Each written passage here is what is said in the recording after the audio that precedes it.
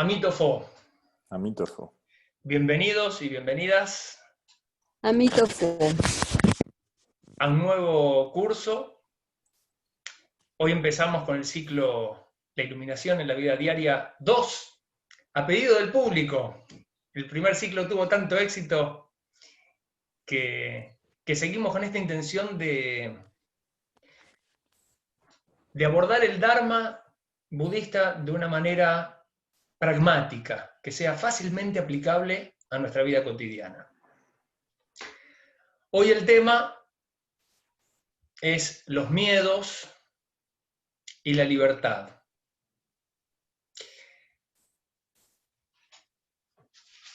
Tema interesante, un tema grande.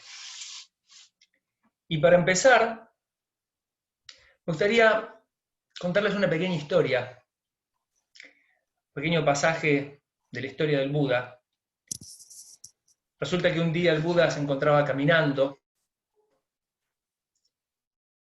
practicando lo que nosotros en Zen llamamos Kinin, que es una meditación caminando, y caminaba lenta, pausadamente y conscientemente. Y en su caminar se cruza con un personaje llamado Angulimala. Angulimala era un famoso asesino, un forajido de la ley de aquel entonces. Y cuando Angulimala lo vio al Buda,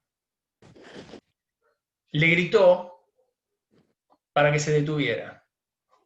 Le gritó alto. Y el Buda no se detuvo. El Buda siguió caminando tal como lo venía haciendo. Entonces Angulimala lo tomó del hombro, desde atrás, y le dijo, ¿por qué no te detuviste cuando te di la voz de alto? El Buda, tranquilo, lo miró y le dijo, Angulimala, yo ya me detuve hace mucho tiempo. Tú eres el que sigue en movimiento. Ah, ¿me conoces?, dijo Angulimala. Claro que te conozco. ¿Y cómo es que no tienes miedo al verme? Justamente porque me he detenido hace tiempo atrás. Quien se detiene ya no teme.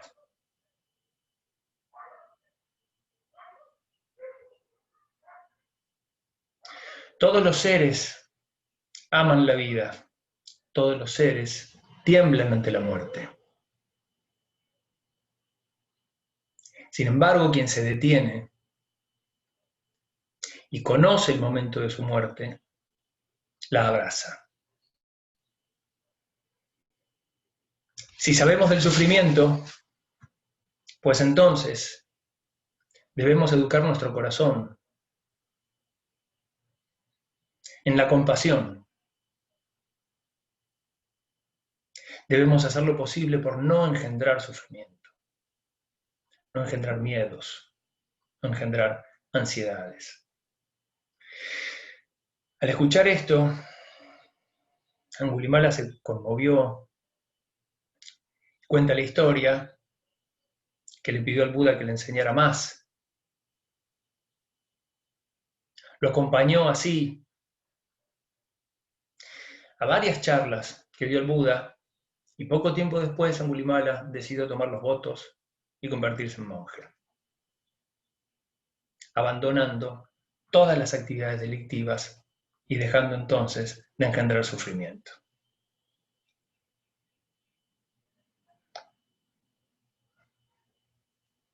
Esta hermosa historia, lógicamente, es un caso extremo.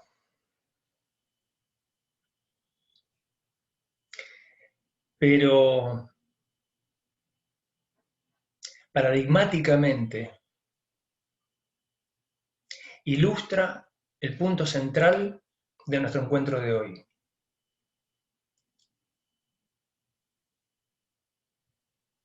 ¿Cómo es que el Buda no se asustó, no tuvo miedo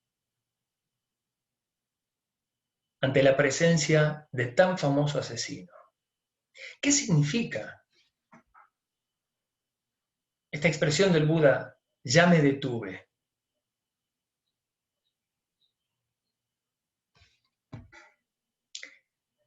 Lógicamente el Buda estaba caminando y no detuvo su paso. Lo que detuvo tiempo atrás fue su mente.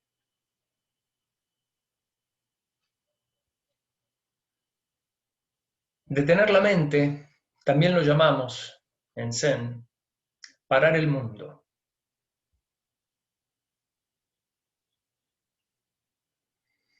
Parar el mundo es parar el mundo interno de esa mente que divaga, discurre permanentemente, un pensamiento tras otro, a veces sin siquiera una hilación coherente. Simplemente vamos encadenando un pensamiento detrás del otro y hasta por momentos nos encontramos pensando lo mismo que pensamos hace 20 minutos atrás, porque la mente volvió ahí. Y ni siquiera prestamos demasiada atención a lo que pensamos. Es lo que yo llamo la mente rumiante, el pensamiento rumiante, inconducente. No nos conduce a ninguna conclusión. ¿Qué caso tiene pensar en algo que no nos conduce a ninguna conclusión, a ningún conocimiento, a ningún saber? Es simplemente movimiento hueco.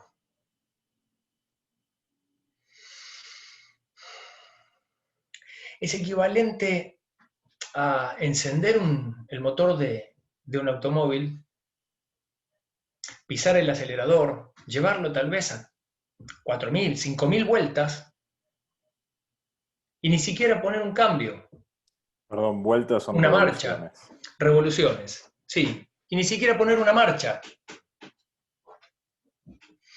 La próxima voy a tener que hacer un curso de castellano neutro, así lo doy para todas las Américas sin distinción. No te preocupes, yo te voy a traducir hasta el fin. Vamos, Nico. Igual, sospecho que en México me entienden igual, ¿no? No es tan difícil. Entonces, pensar inconducentemente es equivalente a pisar el acelerador de un auto sin poner una marcha. Estamos gastando combustible, estamos gastando las piezas del motor y no nos lleva a ningún lado. La práctica del Zen es la práctica de detener el pensamiento rumiante. La práctica de conocer tanto nuestra propia mente que logramos ser dueñas de nuestros pensamientos. Pensamos si queremos pensar. Si no queremos pensar, pues no pensamos. Y cuando pensamos, pensamos lo que queremos pensar. De ese modo ahorramos mucho combustible. ¿Qué tiene que ver esto con los miedos? En gran parte los miedos se engendran en ese movimiento.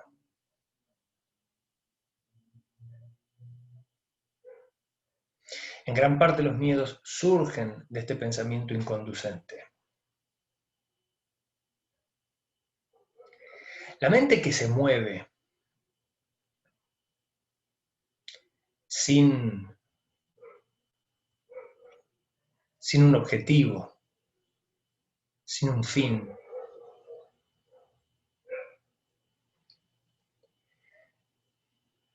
Puede llegar a confundirnos. A veces nos encontramos pensando cosas con las que ni siquiera estamos de acuerdo. Y decimos, ¿cómo pude haber pensado esto? No, eso no soy yo. Uno se encuentra pensando cosas con las que ni siquiera se identifica.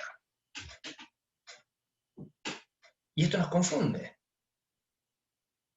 Y en realidad, no hay ningún problema con que ocurra eso.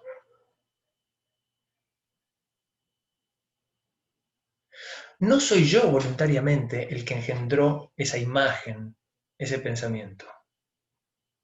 El trabajo de la mente es moverse. La mente se mueve todo el tiempo. En budismo la llamamos mente de mono, porque como un mono que salta de rama en rama, la mente salta de pensamiento en pensamiento.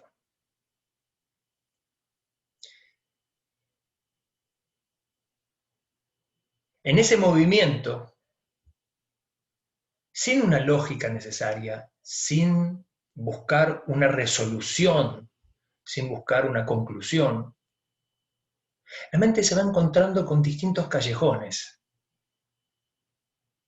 Y a veces me encuentro pensando cosas con las que ni siquiera estoy de acuerdo. Pues bien, esos pensamientos no fueron engendrados desde mi voluntad. Y hasta ni siquiera podríamos decir que son contenidos inconscientes. Simplemente la mente en un callejón. Si uno la observa, pues lo reconoce.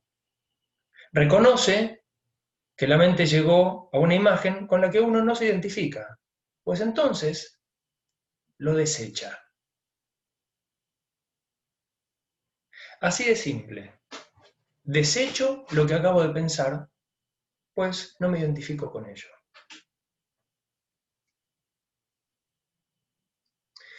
Conocer la mente, dominar la mente, gracias a la práctica de la meditación, gracias a la práctica de la atención plena, va haciendo que poco a poco vayamos pensando si queremos pensar y no pensando si no queremos pensar. Les puedo asegurar que ahorra muchísima energía. Se duerme mejor. Y con la práctica, al detener la mente, al parar el mundo, resulta mucho más fácil ver las cosas tal cual son, tal como hemos visto en otros cursos, tal como sostiene el budismo. Ver las cosas tal cual son es ver la realidad última detrás de las cosas y no ver mi interpretación de las cosas. Cada vez que explico esto, digo más o menos lo mismo. Epistemológicamente, esto que digo sería un sinsentido. Para las ciencias, no hay modo de que el observador no observe desde su punto de vista.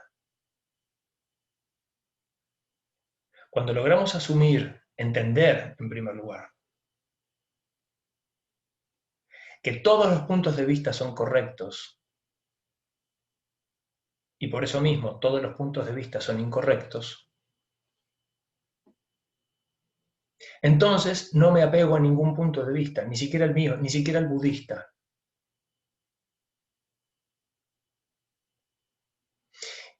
Y permítanme profundizar esta idea. Cualquier objeto que observemos puede ser observado desde todo el universo. El universo es infinito, por lo tanto, hay infinitos puntos de vista. Desde cada punto de vista, la descripción del objeto será levemente diferente. Todas las descripciones serán correctas y al mismo tiempo serán incorrectas por incompletas. Todos los puntos de vista son correctos e incorrectos. Quien entiende esto no se apega a ningún punto de vista. Entonces, quien entiende esto está mucho más cerca de ver las cosas tal cual son. Trasciende los puntos de vista, incluso el propio. Al detener la mente, no hay punto de vista. Entonces vemos el mundo como lo ve un perro, un pájaro, un pato.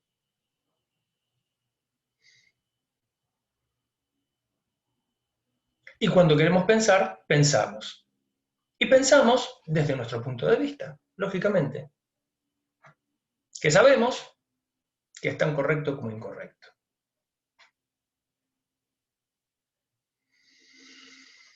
Al no haber apego al punto de vista,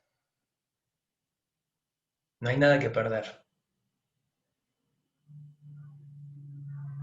Y si no hay nada que perder, no hay nada que temer.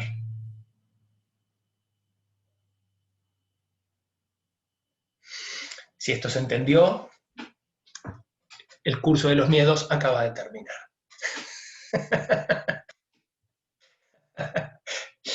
A ver, Sharani tiene una pregunta. Si quieres puedes activar el micrófono, te escuchamos. Ya está. Muy bien. La pregunta es que a pesar de que hay distintos puntos de vista o todos serían centros del universo, tantos como conciencias haya, ¿cuál es la relación con la biología de nuestro cuerpo? Porque yo he percibido que si una persona está habituada a mentir, por ejemplo, entonces se creará cierta química en su cuerpo que haga que la mentira sea natural o inclusive adictiva. Pero al final, también lo que yo he aprendido es que nuestro estado natural o el cuerpo está diseñado pues para el amor, para la verdad, para la honestidad, para estas cuestiones humanas más elevadas. De tal forma que si alguien hace daño, tal vez a simple vista no está pasándole nada, pero adentro su cuerpo está generando cierto químico que lo está estresando o haciéndole daño por dentro. Entonces, ese va ligado con los miedos porque de igual forma, alguien que ya está habituado a la paz, al amor, a todo estos buenas emociones, o no sé cómo llamarlo, de alguna manera un pensamiento disruptivo generará ya cierto estrés porque no hay una habituación hacia ese pensamiento. Entonces, esa es la pregunta.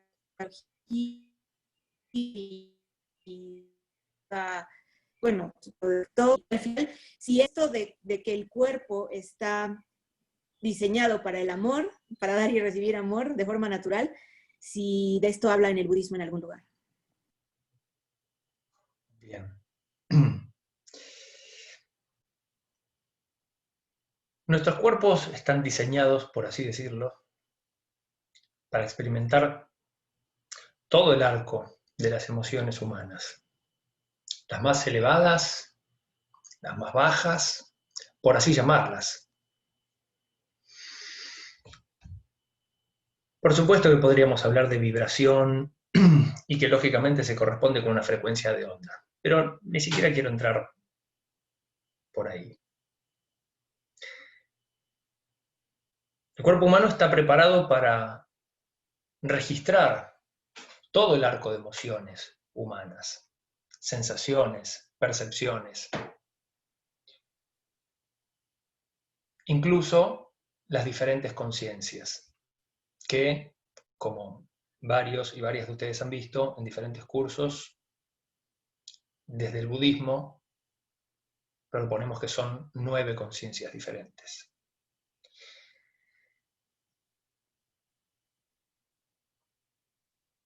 La clave de lo que preguntaste, según entiendo, es el hábito. Hay gente que por distintas circunstancias está habituada a experimentar emociones, vamos a llamarlas negativas, y otras que están habituadas a experimentar emociones positivas. Todos hemos experimentado ambas. Sin embargo, por distintas circunstancias de la vida, a veces, incluso por momentos en la vida de cada persona, experimentamos con mayor frecuencia emociones negativas o con mayor frecuencia las positivas.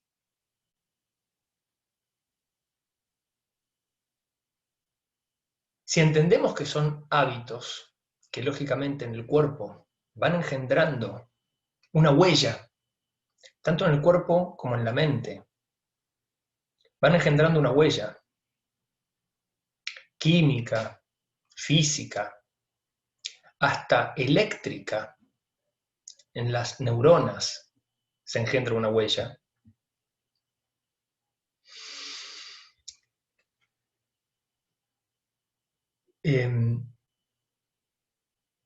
Nos damos cuenta que vamos formando hábitos. Y esos hábitos nos conducen a tomar esas huellas. Se va formando un círculo vicioso,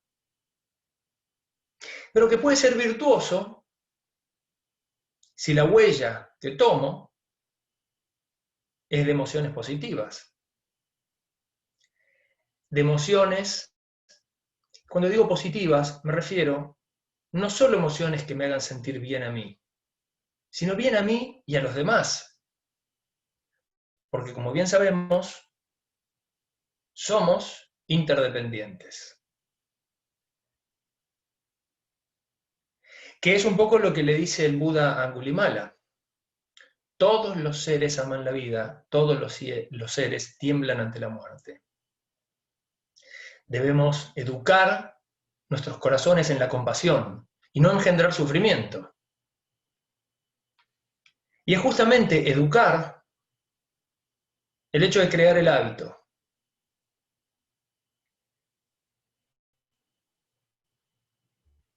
El budismo, fundamentalmente, habla de la práctica. Todas las tradiciones budistas distintas hablan de la práctica. En el Zen hablamos de la práctica fundamentalmente del Zazen, aunque sabemos que tenemos otras prácticas. La práctica implica poner el cuerpo al servicio de este entendimiento, del conocimiento. Cuando el cuerpo todo y la mente toda entienden que son uno y lo mismo. No es que hay que integrarlas, jamás estuvieron desintegradas. Cuando todo trabaja en conjunto, entonces surge lo que llamamos la sabiduría. Conocimiento y práctica conducen hacia la sabiduría. La sabiduría en budismo no es la sabiduría definida por los griegos, que es el acopio de todo el conocimiento posible. Aquí la sabiduría es de naturaleza intuitiva. La sabiduría reside en entender intelectual y visceralmente la interdependencia, la impermanencia y la inexistencia del yo, del ego. Esto nos conduce a ver las cosas tal cual son. Justamente al entender la inexistencia del ego, entender que el ego es una ilusión, nos permite liberarnos de los puntos de vista, incluso del propio. Entonces podemos ver las cosas tal cual son. Al lograr esto, con la práctica, naturalmente, nos vamos liberando de los miedos, capa por capa, como las capas de una cebolla. Nos vamos liberando de ellos. Y justamente ayer un poco en las conversaciones adelanté algo de esto. Todos y todas nosotros tenemos muchos miedos, diferentes miedos en nuestras vidas. Incluso los miedos van cambiando a medida que las circunstancias van cambiando.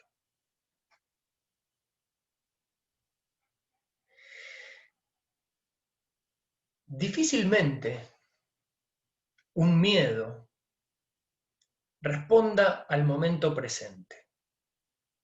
Puede haber, pero son los menos. La enorme mayoría de nuestros miedos están vinculados con nuestro pasado o con la fantasía del futuro.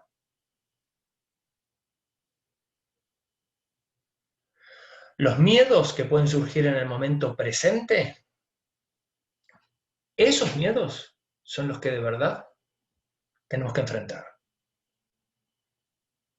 Tenemos que enfrentar, debemos enfrentar en el momento presente. Porque en general un miedo presente surge frente a una amenaza concreta, real. Mientras que un miedo del futuro surge frente a una amenaza fantaseada. O sea, por lo menos, todavía no es real. Y los miedos del pasado están ligados a recuerdos. Ya ocurrieron. Ya no son una amenaza. Sin embargo, uno los sigue arrastrando desde entonces. Por eso la práctica de la atención plena, la práctica del Zazen, es la práctica del momento presente.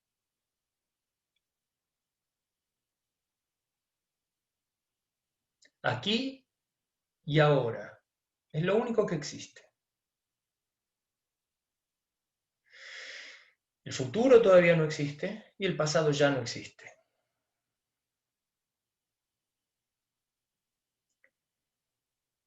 Y los miedos del presente debemos enfrentarlos como verdaderos guerreros. Sharani, ¿tienes una pregunta? Te escuchamos. Sí, ahí más bien era aclarar un poco el punto de mi pregunta. La pregunta es porque si estoy de acuerdo que experimentamos toda la gama de emociones y cada emoción nos está diciendo algo, pero nuestro estado natural, que fuera un estado de paz, de reposo, de amor, de contento, eso es lo que yo he aprendido que hace que nuestro cuerpo funcione en su biología de forma óptima. Entonces, la pregunta es si esa podría ser como una guía o una veleta para la humanidad. Al final, si hay miedo, estrés, odio, enojo, ira, todo eso está indicando que hay algo que no está en equilibrio y en la mente, como dices, porque de ahí, de los pensamientos se forman las emociones y el cuerpo. Bien, entiendo. En primer lugar, una vez más, y tal como te dije ayer, te invito a todos y todas a no pensar en extremos. No pensemos en que es posible erradicar las emociones negativas y vivir experimentando exclusivamente las emociones positivas. Esto es una fantasía. Los humanos estamos preparados y vamos a experimentar todas las emociones. Y de hecho, esto es lo que sostiene la primera noble verdad escrita por el Buda. Todo es dukkha, todo es sufrimiento. Solemos tener la fantasía o la errada idea de que el estado natural del ser humano debería ser el bienestar. Y que algo, la suerte, el destino, mi mamá, mi papá, mi marido, mi mujer, los demás, de algún modo, el presidente, la expresidenta, el otro presidente o quien sea, son los culpables de mi malestar, porque vienen a romper mi equilibrio natural, que es bienestar. Bueno, esto es claramente un error. Y justamente lo voy a abordar desde la biología, Sharani. Somos seres vivos. Todos los seres vivos necesitamos sobrevivir. Tendemos a la supervivencia. Todos los seres vivos tienden a la supervivencia. Lo que implica que el medio es hostil. Ningún ser vivo llega a la vida con todas las necesidades básicas resueltas.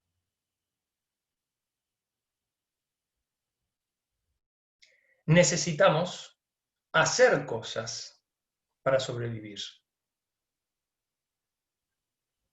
Perdón, Sifu, ¿los demás están escuchando? Sí, Yo perdí Marcelo. el audio. ¿Perdiste el audio? ¿Escuchás ahora? No, no te escucho. ¿Los demás escuchan? ¿Sí? ¿Están escuchando todos? Sí, yo sí. Sí. Sí, Ok. todo bien. Ok, entonces el problema es mío. A ver, te voy a escribir la configuración. Cuando es así, conviene salir y volver a entrar. Sí, Sí, si no desde el celular también.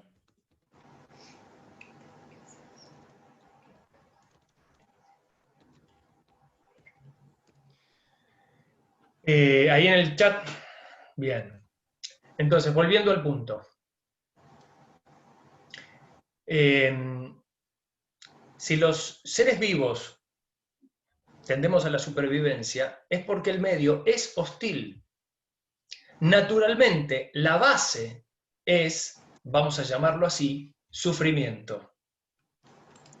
Vamos a entender sufrimiento en todo su espectro posible, desde una molestia miserable hasta un dolor insoportable.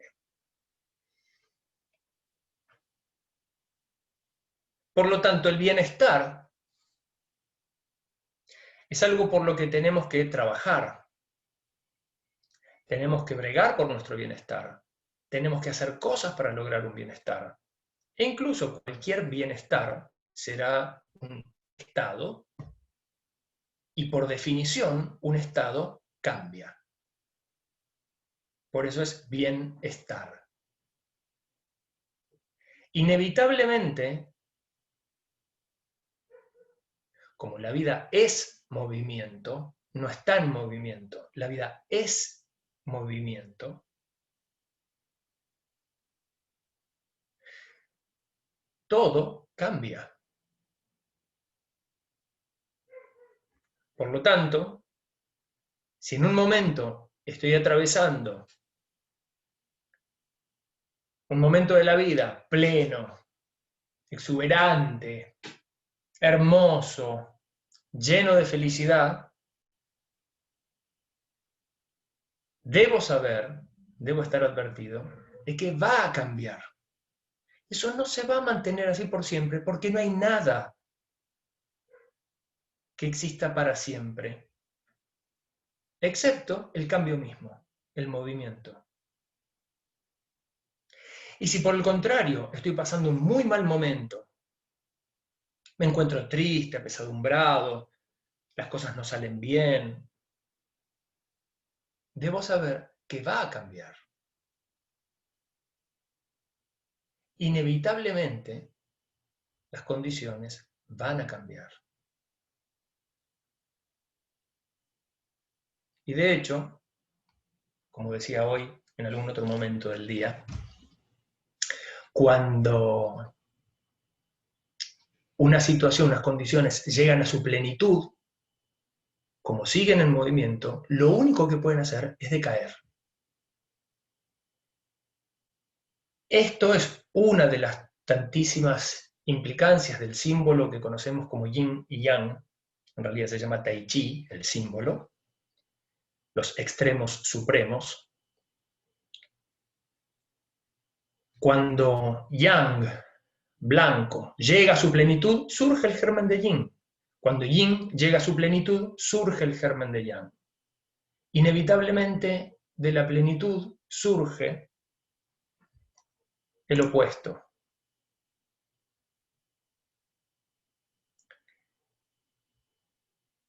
Que entendemos que los opuestos ni siquiera son extremos.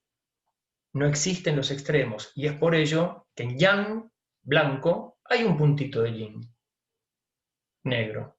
Y en yin, negro, hay un puntito de yang, blanco. Y casualmente esos puntitos se encuentran en la plenitud.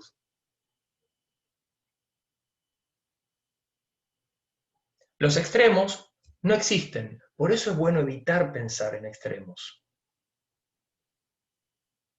Si pensamos en extremos, no vamos a estar funcionando en consonancia con el universo mismo, con la vida misma.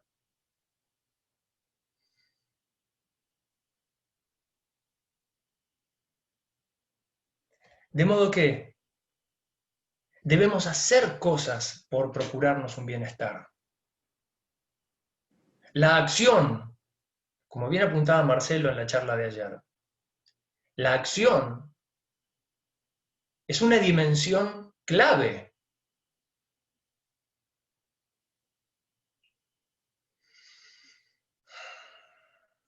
Debemos hacer cosas para trascender el sufrimiento.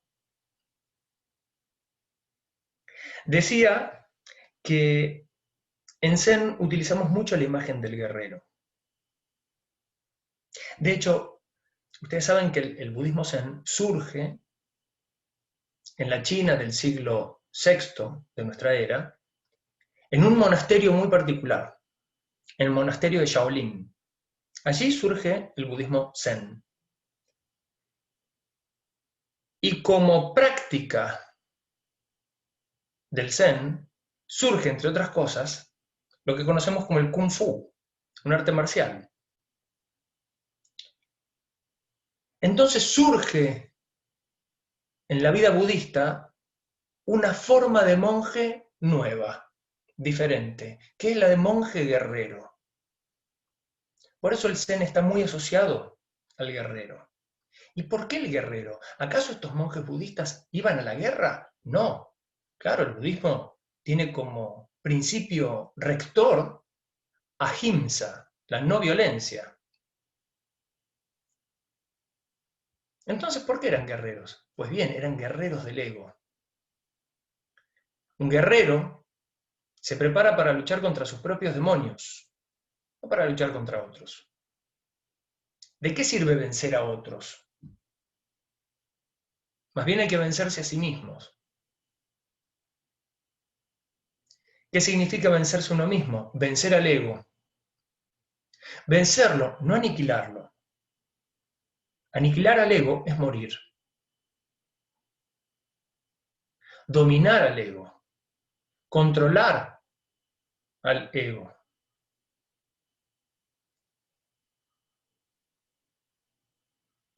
Los monjes vieron este formato del guerrero justamente porque entendieron que los demonios más grandes son los miedos. Entendieron que el miedo es el primer demonio que debe enfrentar un guerrero. Y es el más difícil, el más duro. Después vendrán otros, pero que, teniendo la experiencia de haber vencido al más duro de ellos, los demás son fáciles de enfrentar. O por lo menos uno ha encontrado el coraje, la confianza.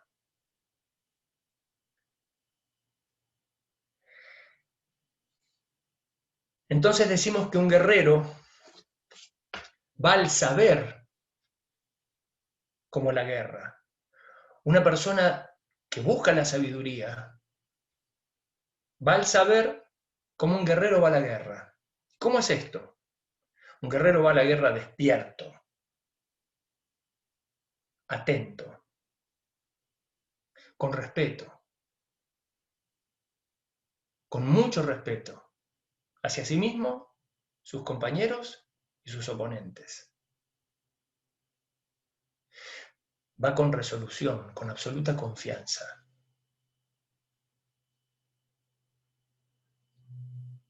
Y por sobre todas las cosas, va cagado de miedo.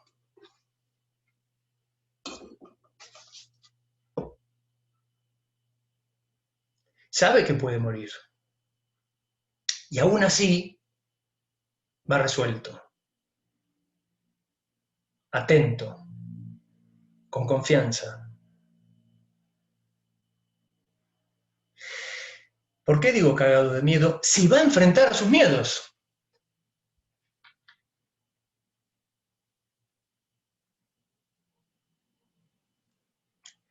Porque entendemos entonces que el miedo puede ser tanto un enemigo como un aliado.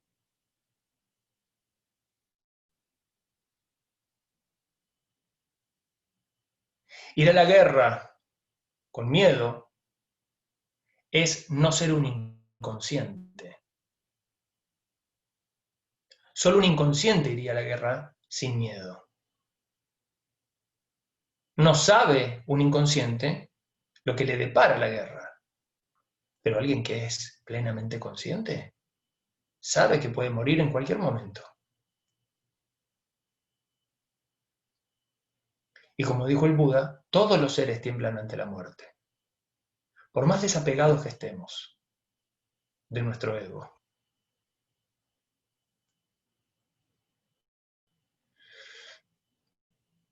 En esta imagen, el miedo no paraliza al guerrero. Muy por el contrario, lo anima a ser quien es. Un guerrero es guerrero porque va a la guerra. Un guerrero del ego, un guerrero zen, va al saber como la guerra. ¿Y cuál es ese saber? Es saberse a sí mismo. Saber la naturaleza última del ser. Y por tanto, reconocer la naturaleza última de todos los seres y de todas las cosas.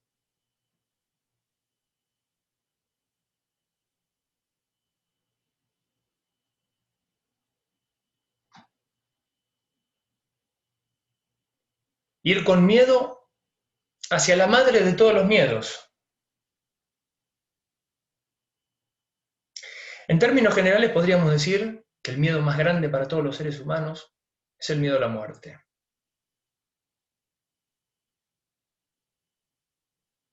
Sí. Sin embargo, es la única certeza que tenemos en vida. Si hay algo de lo que podemos estar seguros es de que vamos a morir. No sabemos cuándo. Flor, ¿tenés una pregunta? Hola. No, estaba pensando que entonces habría como dos, por decirlo de alguna manera, como dos tipos de miedos, como un miedo más banal, como más mundano, de salir a la calle y tener miedo que me roben, y otro miedo como quizás hasta que tenga más dignidad. Y se me asoció a lo que hablabas la otra vez del tema del amor verdadero, y hay como, ¿no? O sea, y la pregunta básicamente como que es esa. O sea, mis preguntas en general no tienen signo de pregunta, pero bueno. Lo cual hace mucho más difícil la respuesta, te debo confesar. Soy un desafío. No, la pregunta sería como esa, como si digamos, como que si esta reflexión o pensamiento, lo que sea, si puede tener algo de que si te entendió estoy diciendo cualquiera, sería. Se entiende perfecto. Bien. Sí, no solo hay dos tipos de miedo, hay muchos tipos de miedo. Hay muchos tipos de miedo distintos. Pero creo que el miedo a la muerte merece un capítulo aparte.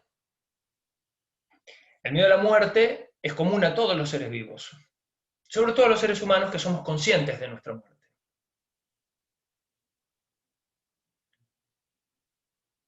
Inmediatamente pensamos qué pasará después de la muerte.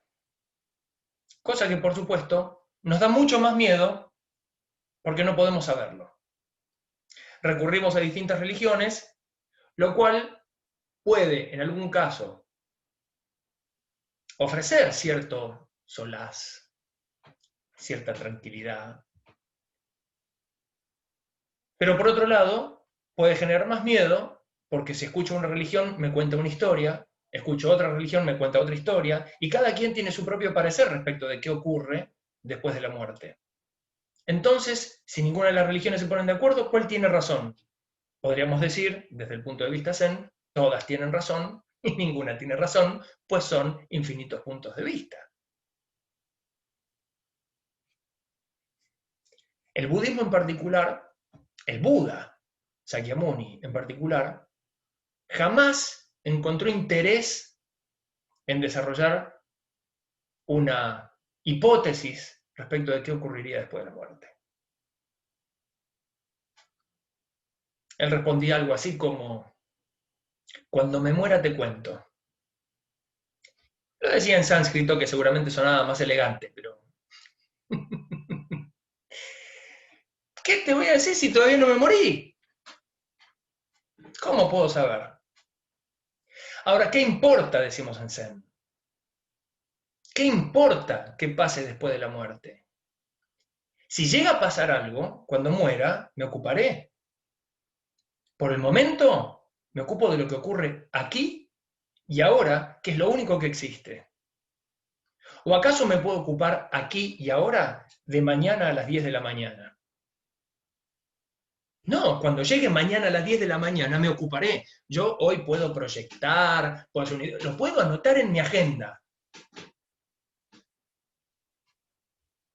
Ahora, yo termino de dar el curso, salgo a la calle y me pisa el colectivo, termino internado en un hospital o muerto, y mañana a las 10 de la mañana para mí no tiene ningún significado, ni mucho menos lo que anoté en mi agenda y todo lo que había proyectado.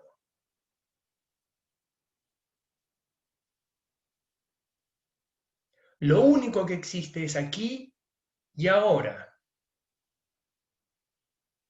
Ocuparme.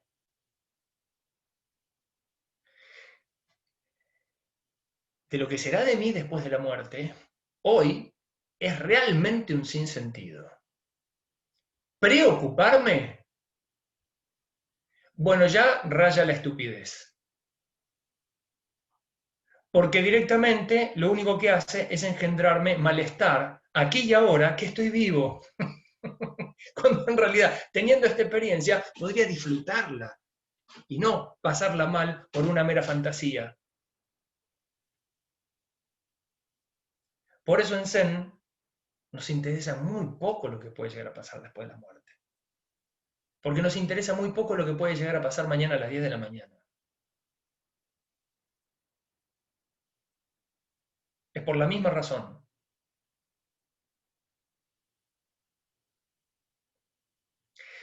Y esto, sorprendentemente, resulta profundamente liberador.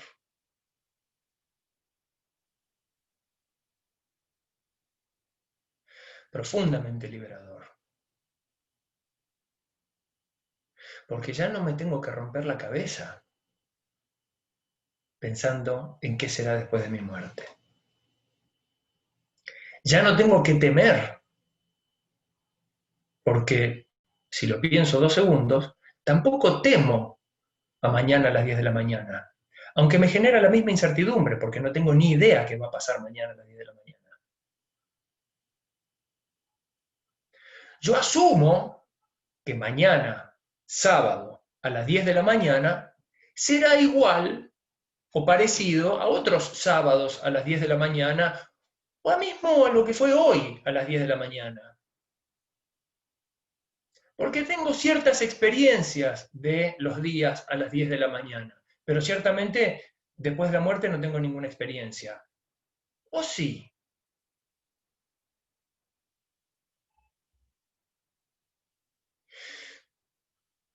Si después de la muerte podríamos llamar al estado no existencia, ¿no es acaso el mismo estado anterior al nacimiento? Es no existencia.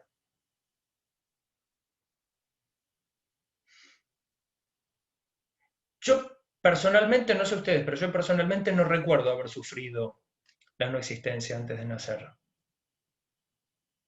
Así que si ese es el caso, no me preocupa en lo más mínimo la no existencia después de morir. Sharani, te escuchamos. Sí.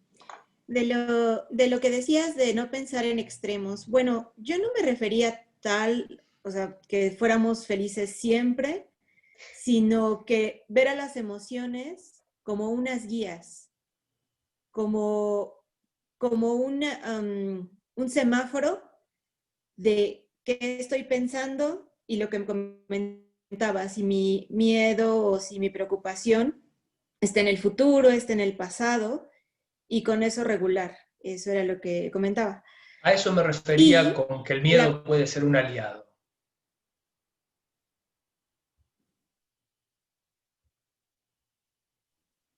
No, definitivamente. Y a veces tu parte consciente no tiene miedo de algo, pero lo demás sí, ¿no? La parte orgánica. También sucede. Bien. En cuanto Sí. al... Bueno, la pregunta es la siguiente. Tenías una pregunta. Sí. Los yogis, o, bueno, inclusive, bueno, Buda, Jesús ya eran iluminados, pero hablemos de algo más terrenal y los yogis o las personas que ya alcanzaron cierta sabiduría. Perdón, Ellos perdón, necesito detenerte ahí. Okay. Jesús claramente, digamos, tenía un plano terrenal y un plano divino. Pero Buda era plenamente terrenal. Ok. Bueno, también es... Entonces, sí. Tú, yo y todos los aquí presentes somos iguales al Buda. No hay ninguna diferencia. Sí. La única diferencia es que él llegó a un entendimiento, a una claridad, que llamamos iluminación, por claridad, a la que podemos llegar cualquiera de nosotros si nos comprometemos tanto en mente, en cuerpo, como en espíritu. Sí. Así de terrenal es la iluminación. Sí. Es terrenal y es divina. Porque no hay extremos. Terrenal y divino son uno y lo mismo. Solo son una continuidad, el uno del otro. Ok. Muy bien. Ok, los yogis, muchas gracias. Los yogis veo que pueden sostener ese bienestar por más tiempo, y no es que no tengan miedo o se enojen, pero no dejan que esa emoción los domine o los posea. Yo veo que tiene que ver mucho también con el ejercicio, los mantras, todo lo que recitan, la disciplina en la mente, de tal forma que su química es muy estable y sus energías están también muy, no sé cómo llamarlo, bien distribuidas o demás a lo largo del cuerpo. Entonces, si esta parte que decías de viene la plenitud y luego por el efecto yin-yang viene esa caída, ¿cómo hacen los yogis o demás para sostener eso? Y también, vaya, si está relacionado con este salir de la rueda del samsara. Bien, bien, gracias. Muy buena la pregunta. Veo que hoy particularmente estás muy interesada en la química. Si se tratase solo de química, lógicamente ya estarían inventando pastillas de bienestar. Hay algunas que se parecen bastante, pero duran muy poco el efecto. No, pero esas son soluciones rápidas y las soluciones rápidas botan horrible. Yarani, Yarani, es un chiste. Bueno, ok.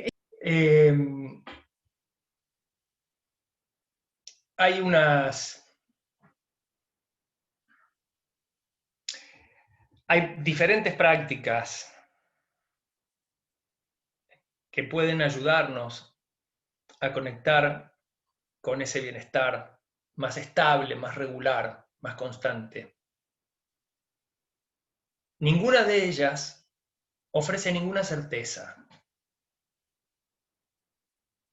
De ninguna manera podemos decir que practicar Zazen, practicar yoga, practicar pranayamas,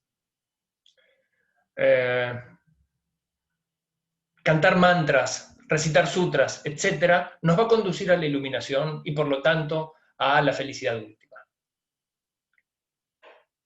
Yo les recomiendo fuertemente que si escuchan que algún maestro o maestra les dice algo por el estilo, huyan. Porque en el mejor de los casos, con toda la buena voluntad, los van a estar adoctrinando. Lejos todavía está esa persona del desapego del ego.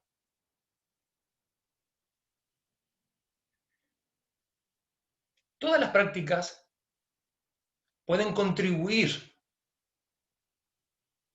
al logro de la iluminación, que, como decía, es de carácter absolutamente terrenal y por lo tanto absolutamente celestial. No hay extremos. ¿O acaso la Tierra no está flotando en el espacio, en el cielo?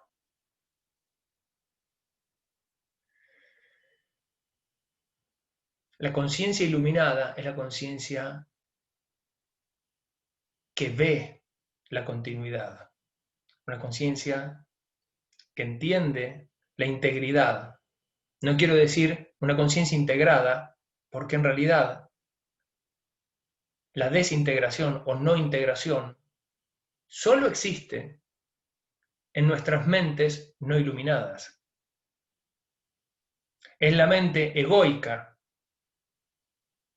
la que percibe las cosas de manera independiente, separadas. La mente iluminada percibe la continuidad de la vida en todo. Percibe cómo todo lo que existe no son más que diferentes expresiones, infinitas expresiones de la vida misma. Yo no soy más que una expresión de la vida misma. A esa expresión la llamo yo. Pero no es mi vida. El yo no es dueño de la vida. No es mi vida, es vida. Y que esta experiencia de vida que llamo yo, la va cursando. Hasta que esta expresión llega a su fin. No llega a su fin la vida. Lo que llega a su fin es esta expresión de la vida. La vida no tiene opuesto. El opuesto de la vida no es la muerte. El opuesto de la muerte es el nacimiento. Pero la vida es movimiento y el movimiento es eterno. No tiene ni principio ni fin. Es el universo mismo.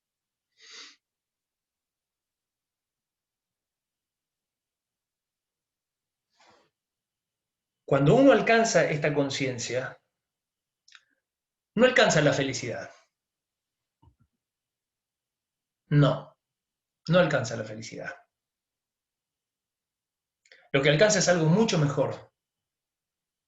Es la ecuanimidad. Que es tal vez esa experiencia a la que tú apuntabas, Yarani, hablando de los yogis, o los iluminados en general. Ecuanimidad. ¿Por qué ecuanimidad? Porque felicidad en este sentido también podría representar un extremo. En este sentido es que a mí me gusta entender a la felicidad no como un estado emocional. La felicidad como felicidad última no puede ser una emoción. La emoción puede ser la alegría. Pero en esta ecuanimidad, si la llamáramos felicidad, no cambia porque es la conciencia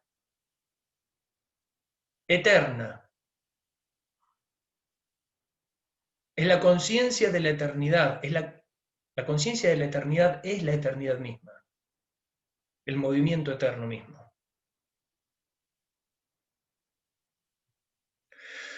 Cuando uno alcanza esa ecuanimidad, uno no se siente feliz, se sabe feliz.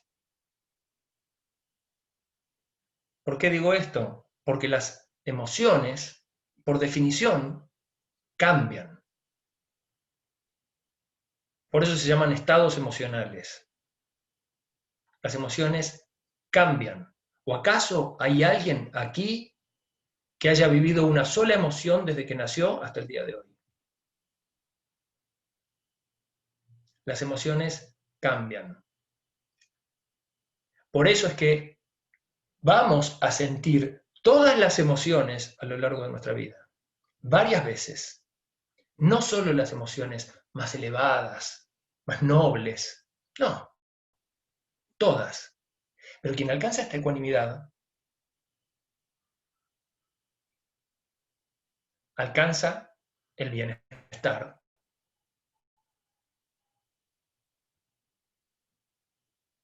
Y desde esa conciencia vive, experimenta todas las emociones y no se apega a ninguna de ellas porque sabe que están destinadas a cambiar. Las emociones agradables, las desagradables y las neutras. Por eso lo llamamos ecuanimidad.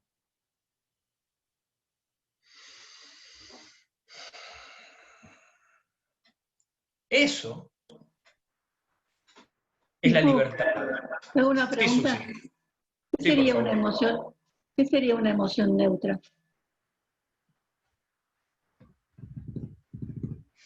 Un estado emocional que no te conmueva.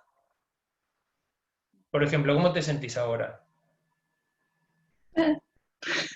Neutra. Neutra. ¿Viste? Perfecto. No era tan difícil.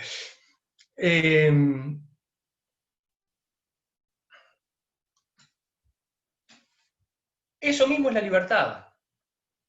La ecuanimidad es la libertad. Por lo tanto, la libertad no es liberarse de experimentar las emociones. La libertad no es dejar de sentir miedo.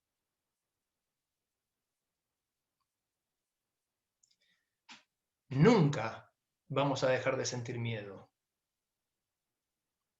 Y menos mal. Y menos mal. Porque el miedo es una gran herramienta de supervivencia. El miedo surge ante una amenaza. Ante esa amenaza, el miedo se expresa en nosotros acelerando el corazón, el ritmo cardíaco, por lo tanto la circulación sanguínea, acelera el ritmo respiratorio, se tetanizan los músculos, se ponen duros, empiezo a temblar. Y es lo que en biología se llama la respuesta de lucha o huida. Es una respuesta natural de supervivencia. Si de golpe me enfrento con un oso, me ocurre eso. Eso es miedo en el momento presente. Ese es el miedo que vale la pena enfrentar. O me voy a poner a pensar, no, yo no debería sentir miedo, porque, bueno, yo soy vegetariano, así que el oso no tiene por qué atacarme, porque yo no ataco a los animales. Explícale al oso. Eso es pensamiento mágico.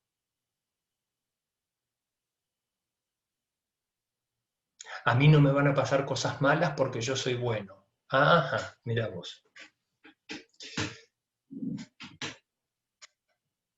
Cuando se despliega el mecanismo de lucha o huida,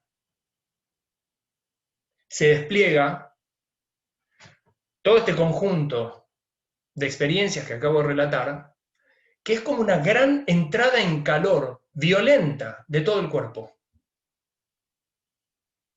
Uno empieza a temblar, se agita el corazón, se agita el ritmo respiratorio. Es lo mismo que ocurre si uno corre 100 metros a toda velocidad. Exactamente lo mismo. Ya estoy con vos, Florencia. Ya estoy con vos.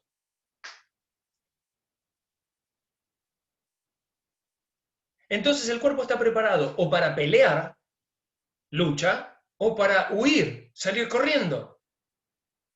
Fue una gran entrada en calor. Por lo tanto, es una herramienta indispensable y maravillosa que tenemos los seres humanos desde la biología. El miedo despliega eso. Flor, te escuchamos. No, que hay otra manera también de tener miedo, un miedo de cagarse, digamos, que es disociarse y tipo, yo me voy y queda ahí algo, pero digamos, es una experiencia bastante que se escucha y bueno, también a mí me pasa que cuando tengo un miedo terrible, tipo, me voy y por más que quede el cuerpo ahí, digamos, no estoy más. Y o sea, en las experiencias de mucho cagazo, digamos, ocurre Sí. también. Sí, claro. Sí, como los animales que para defenderse se tiran y se hacen el muertito. Claro. Un poco más humano, pero es real también. O Por sea, no supuesto que sí. Por supuesto que sí. Y aquí viene lo complejo del caso. Biológicamente, nuestro cuerpo está preparado de esta manera que explicaba. El sistema de lucha o huida. Ahora, si la amenaza es un oso, bien. Ahora, si la amenaza es la posibilidad de perder mi trabajo, resulta que en el cuerpo se despliega exactamente la misma experiencia. Pero no es lo mismo que la amenaza, o sea, que sea una amenaza de que es algo imaginario y de futuro y que no sabemos lo que vamos a hacer mañana a las 10 de la mañana, que haya un oso delante mío. Por supuesto que no es la misma experiencia. Sin embargo, la reacción física es la misma, porque nuestra mente ha evolucionado muchísimo, pero nuestra biología sigue siendo la misma que la del hombre de las cavernas. Hemos pisado la luna, pero somos el mismo mono desnudo.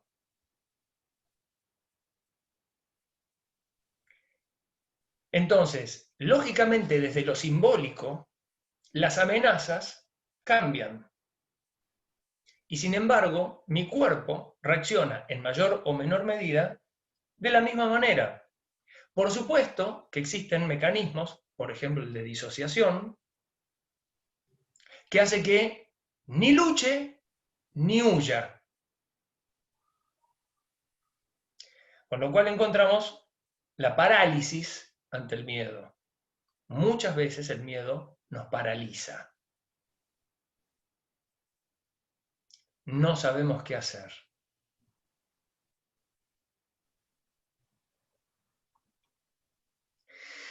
¿Qué hacer entonces con nuestros miedos? Ni hablar de los miedos aprendidos, de los que vengo arrastrando desde la infancia, que me enseñaron desde chiquitito. Sea tenerle miedo a las ratas o tenerle miedo a los negros.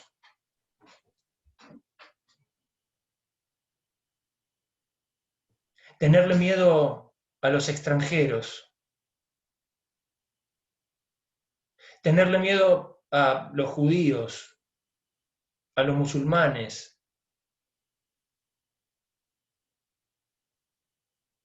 a la policía.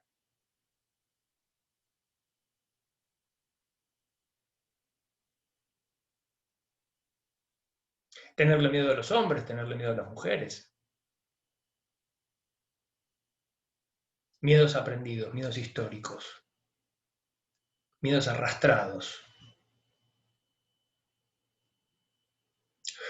O miedos futuros, productos de la fantasía. ¿Y si pierdo el trabajo? ¿Y si me echan? ¿Y si esta persona que yo quiero me deja? ¿Y si no me quiere más? ¿Y si pierdo todo lo que tengo por algún motivo? Y la experiencia física del miedo, la experiencia emocional del miedo, es la misma. Aunque la amenaza sea simbólica. Aunque no esté ahí, presente, se despliega en nosotros la misma experiencia de miedo. Fermín, Sí, María. pero esos miedos son buenos porque, aunque sea miedo a una cosa futura, ponerle perder el laburo, o que te desalojen de tu casa, El perder la laburo es el vivienda. trabajo, perdón, para El trabajo. les mexicanes.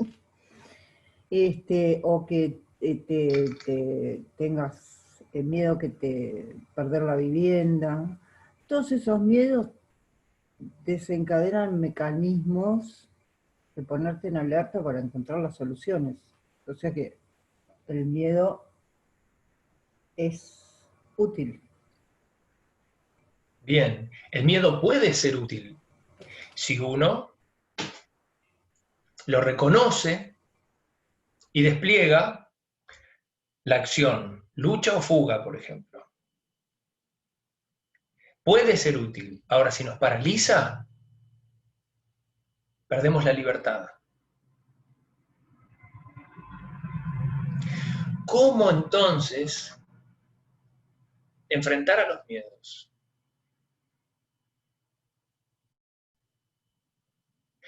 Fíjense qué linda la expresión. Decimos enfrentar a los miedos. Darles la frente, dar de frente con el miedo.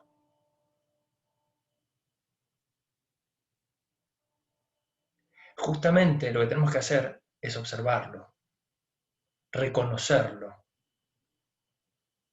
conocer su origen. Entonces conozco su naturaleza. Y por conocer su naturaleza, entiendo cómo vincularme con él. Por ejemplo, si su naturaleza es una fantasía.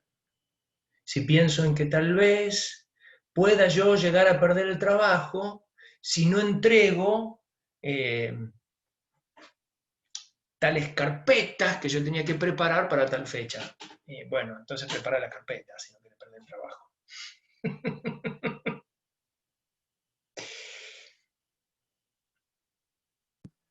Ahora resulta que el miedo es a los musulmanes porque son tirabombas. Sí, Susi, ya estoy con vos. Resulta que el miedo es a los musulmanes porque son tirabombas. ¿Y de dónde salió este miedo? ¿De dónde saqué que los musulmanes son tirabombas? Y porque lo dicen en la tele. Ah, cuidado, porque en la tele también aparecen hombres con un traje de lycra azul y una capa roja y vuela. Y no es. Bueno, pero a los que sufrieron en los atentados de las embajadas, en los atentados de terroristas sí. islámicos, y bueno, Sí. ese miedo justificado. Sí, claro, pero no por ello puedo decir que todos los musulmanes son terroristas, ¿no? Porque si no, todos los atentados terroristas que no hayan sido de musulmanes, ¿a quién le tengo miedo? No, claramente que no, que Bien, no, de entonces, ninguna manera implica que todos son, pero te queda el resquemor, te Ahora, queda el miedito. reconocer entonces la naturaleza del miedo nos conduce a poder enfrentarlos. Poder enfrentarlo ya es el comienzo de la liberación. Enfrentarlo es en sí mismo vencerlo. Para enfrentarlo, necesito conocerlo, reconocerlo, comprender su naturaleza y, tal como en las 4 nobles verdades del Buda, si entiendo su origen, entenderé su cesación. Si entiendo qué lo origina, naturalmente entiendo qué provoca su cesación. Entonces entiendo cuál debe ser mi acción, mi conducta, que me guíe hacia la cesación de ese miedo. Sharani, te escuchamos. Sí. En este libro, Thich Nhat Hanh, Sí. comenta que no siempre los miedos provienen del exterior, sino de nuestro interior, y nosotros mismos lo que hacemos es activarlo y nos podemos crear muchos accidentes y peligros. Dice aquí, no creamos pues que el miedo solo procede del exterior. Hay miedos que surgen de nuestro interior. Y si no los reconocemos y los observamos atenta y profundamente, podemos crearnos muchos peligros y accidentes.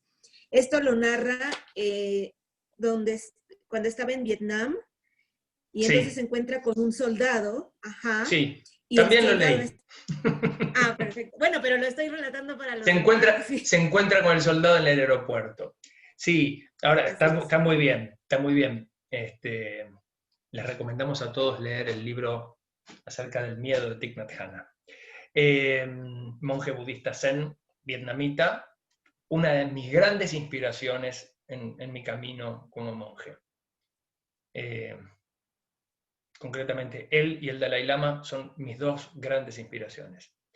Estos miedos fantasiados de los que hablamos y los miedos arrastrados del pasado son miedos internos, justamente. No todos los miedos. Y yo diría, los miedos que vienen de afuera hasta son los más fáciles de enfrentar. Susi, te escuchamos. A eso que te quería decir con respecto es como neutralizarlos, sería como integrarlos al conocerlos, conocer su origen, porque desecharlos totalmente, o sea, vencerlos totalmente, me parece que es una ilusión también, ¿no? Exacto, Marcelo, ya estoy con vos. Vencer a los miedos no implica no sentir más miedo en la vida. Vencer a los miedos implica haber aprendido de la experiencia y encontrar el coraje para poder seguir enfrentándolos a lo largo de la vida a medida que aparezcan sin que me paralicen. Marce, te escuchamos. Gracias. Pensaba, recién con lo que mencionaba Sharani del autor, que el miedo es una emoción, ¿verdad? Y como tales, no están originadas en un hecho externo, porque si no, frente al mismo hecho todos tendríamos el mismo miedo. Digamos, el hecho que nos da miedo no es el origen del miedo. El origen del miedo es nuestro sistema de creencias. Exactamente. Es decir, lo que yo creo, si yo creo que que los perros de la calle muerden, cuando yo veo un perro me muero de miedo. Ahora, toda la gente que pasa caminando por el lado mío ve el perro y sigue de largo o lo acaricia, ¿no? El origen del miedo es mi sistema de creencias, de todas las emociones, no solo del miedo. Yo lo percibo de esa manera. Está muy bien, seríamos robots. O sea, por supuesto. Frente al mismo estímulo, todos tendríamos la misma... Entonces, la misma respuesta, claro. Al final lo que quería decir, estoy muy de acuerdo con lo que decía tu maestro que te inspiró. Thich Nhat Hanh. Que claro que el origen del miedo es interno. Claro. No viene de afuera. Claro. De hecho, el Dhammapada, texto que da nombre a nuestra sangha, comienza diciendo, somos lo que pensamos. Todo lo que somos surge con nuestros pensamientos. Con nuestros pensamientos construimos el mundo. Y es esto mismo que vos acabas de decir, Marcelo. Los miedos surgen, en última instancia, en nuestro sistema de creencias, que se estimula a veces por eventos externos, a veces por eventos internos. Florencia, ¿querías decir algo? No, esto, ¿no? Que estaban diciendo del tema del miedo con respecto al sistema de creencias, es como que me resuena que hay como un trasfondo donde encuentro como un denominador común que sería la tendencia a controlar, ya sea desde la creencia, desde el concepto, desde la idea de lo que sea.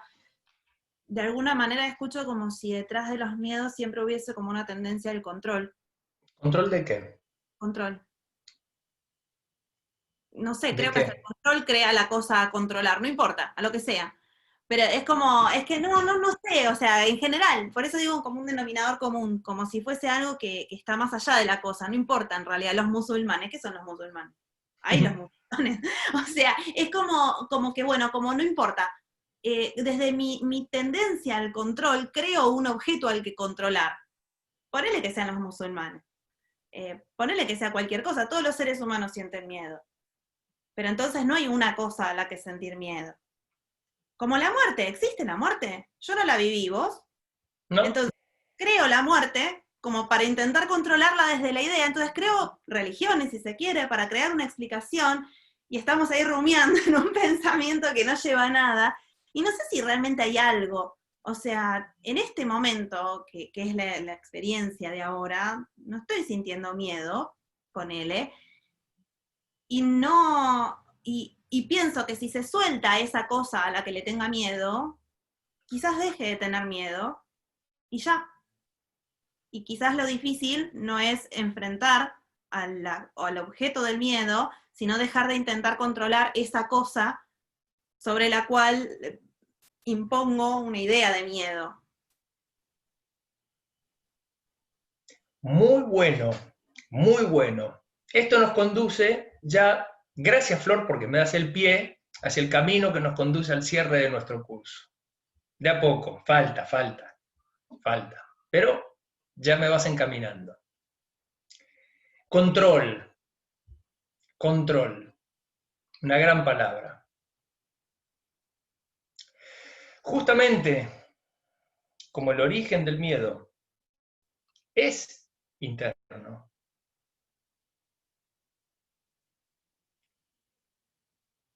Yo no puedo controlar a los musulmanes, a los perros, a los judíos, a los budistas. Y de hecho, ¿qué es el control? ¿Acaso el control es el sometimiento? ¿Puedo yo controlar la luz porque la apago? Si apago la luz, ustedes no me ven bien. ¿No es la Si apago apropiación? ¿Cómo? La apropiación. También. ¿No es También. algo? Si apago la computadora, sí, yo si quiero la apago y si no quiero no la apago, yo la controlo. Pero si la apago, se terminó nuestro encuentro. Si apago todas las luces de mi casa, por ejemplo, sí yo las puedo apagar, si quiero, yo las controlo. Y si las apago, me choco con todos los muebles. ¿No? Yo puedo enchufar o desenchufar la heladera, mirá qué vivo que soy. ¡Ja! La controlo la heladera. Soy un vivo bárbaro. La desenchufo. Mirá, ahora no anda la heladera. Andás si yo quiero, si no, no andás. Se me pudre toda la comida. Entonces, ¿qué? ¿La heladera me controla a mí? ¿Las luces me controlan a mí? No hay control, hay vínculo. Y más vale que el vínculo sea enriquecedor para las dos partes. En el mejor de los casos, lo único que puedo controlar con enorme esfuerzo y conciencia, con disciplina, con trabajo, con paciencia, es a mi propia mente. Y en eso trabajamos los budistas. Disciplinar la mente. Solemos decir que no vale la pena luchar contra todos los demonios uno a uno. sino que lo que debemos hacer es disciplinar la mente, pues con una mente disciplinada, los demonios marchan obedientes. Marchan obedientes, no desaparecen, no se eliminan. Marchan obedientes, quiere decir los conozco y domino mi propia mente. Entonces, no dejo que los demonios me tomen y crezcan en mí como una hiedra.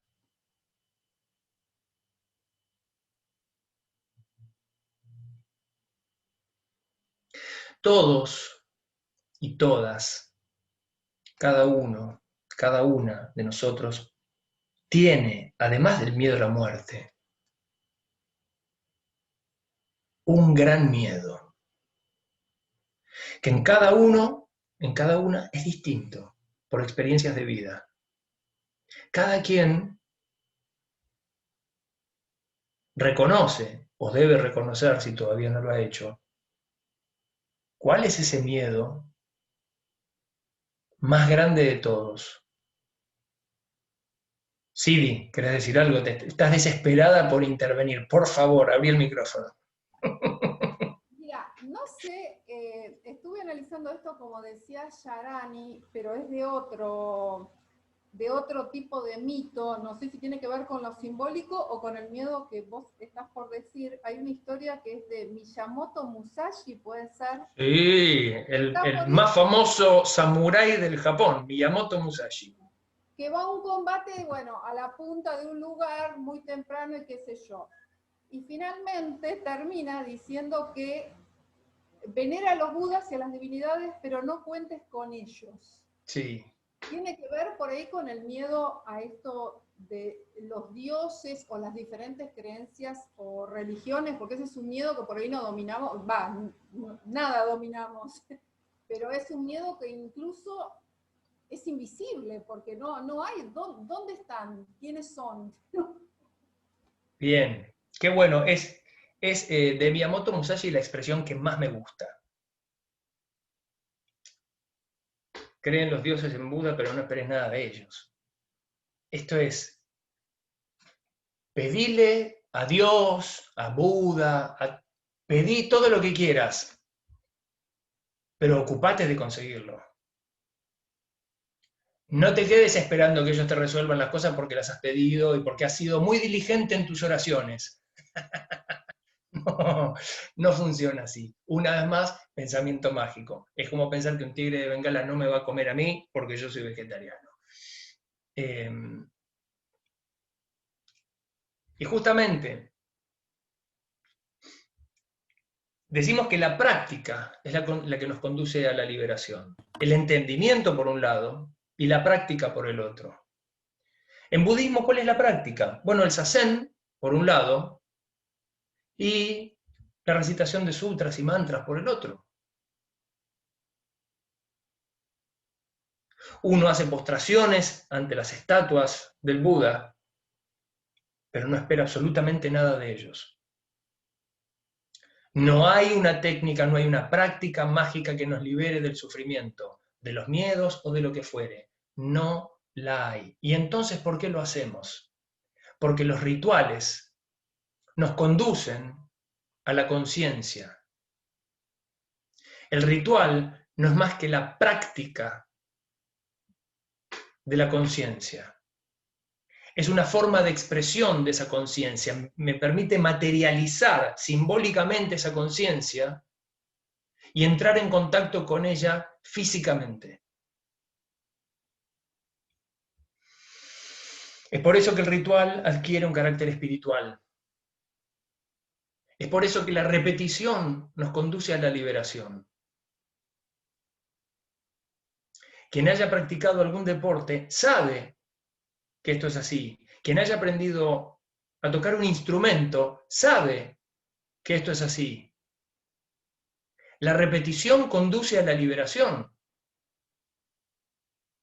Uno para tocar la guitarra tiene que hacer un ejercicio de digitación de las cuerdas 1 y 1000 veces para tocar el piano, para hablar un idioma diferente. Hay que practicar y practicar y practicar. Y repetir un gesto una y mil veces. ¿Se acuerdan de Bruce Lee? Bruce Lee, tal vez uno de los artistas marciales más famosos de la historia. Él decía, temo mucho más a un hombre que ha practicado una sola patada 1000 veces que a uno que ha practicado 1000 patadas una vez.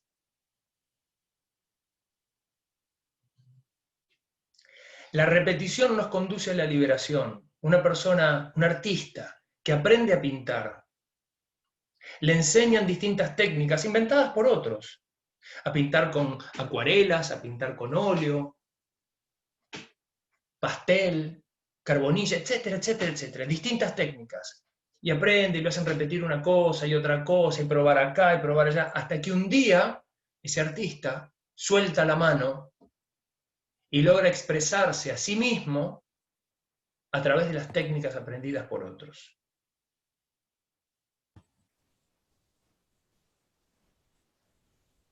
Así es como la repetición nos conduce a la liberación.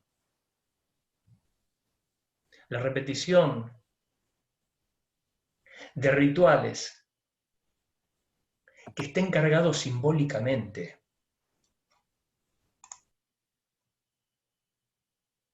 Nos conduce al contacto permanente con esa conciencia, con ese entendimiento. Si no están cargados simbólicamente, pues son rituales huecos. No tienen ningún sentido. Ahora, cuando están cargados simbólicamente, cada vez que yo me arrodillo delante de la estatua del Buda, para mí, yo me estoy arrodillando frente a la naturaleza búdica de todas las cosas, a la realidad última que está en todas las cosas. Porque convengamos que me estoy arrodillando delante de un pedazo de madera tallada con la forma de un Buda. Nada más que un muñeco de madera. Si mi postración es genuina o no, el muñeco de madera ni se entera. Pero yo me entero. Lo que estoy haciendo surge en mí un efecto o no surge en mí un efecto. Si yo lo hago con plena conciencia del carácter simbólico, si yo cada vez que ofrezco mi reverencia ante el Buda, estoy reverenciando la realidad última que existe en todo, estoy reverenciando la naturaleza búdica, tanto de ese muñeco de madera como la que hay en mí. Entonces entro en contacto con esa conciencia.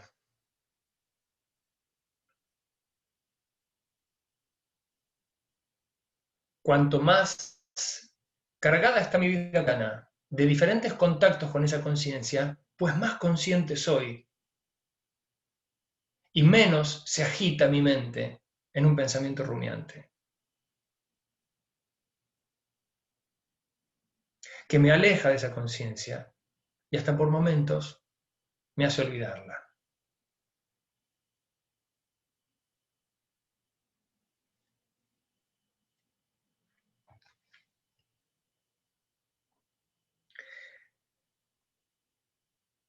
Si encuentran en cada uno de ustedes, ese miedo grande, que puede ser el miedo a la muerte como no, pero cada uno personalmente tiene un miedo particular, que suele ser el miedo que nos paraliza.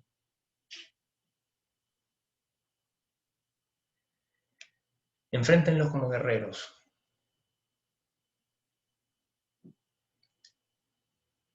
Despiertos, con respeto, con confianza y cagados de miedo.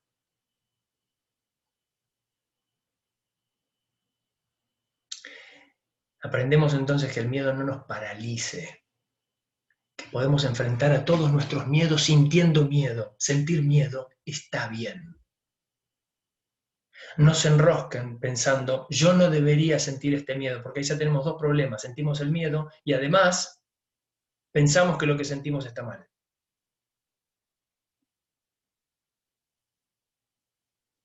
No hay modo de que lo que uno sienta esté mal. No hay modo. Si uno lo siente, lo siente. Punto. Ni bien ni mal. Es.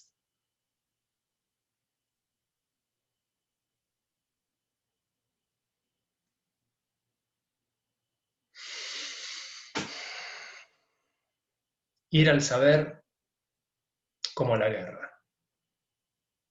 Ese es el trabajo de un guerrero del Zen.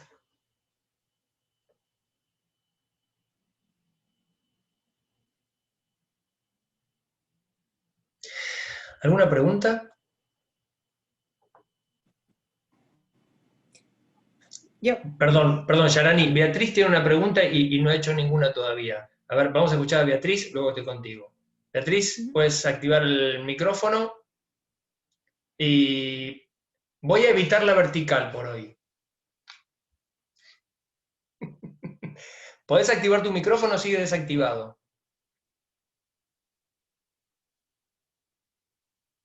El audio. Ahora sí, Bueno. te escuchamos. Bueno, rápido antes que se pierda. Habló